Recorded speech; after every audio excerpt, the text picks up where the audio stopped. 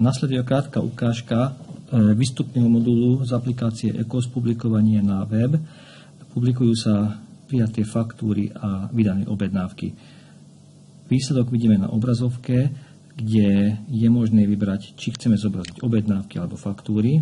Si vyberiem objednávky, za ktorý rok. V súčasnosti tam máme len údaje za rok 2015 a dáme zobraziť. Zobrazia sa vybrané vety. Môžeme vybrať faktúry, nastaviť si rok 2013, dáme zobraziť. Zobrazia sa všetky vety za dané obdobie, napríklad rok 2014.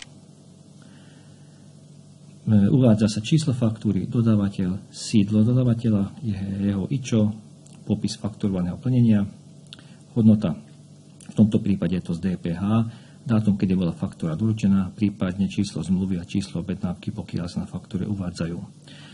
Na vydanej objednávke sa uvádza číslo objednávky, dodávateľ, od ktorého objednávame, jeho sídlo IČO, popis obsahu objednávky, predpokladaná hodnota plnenia, dátum, kedy bola objednávka vydaná a meno osoby, ktorá schválila objednávku.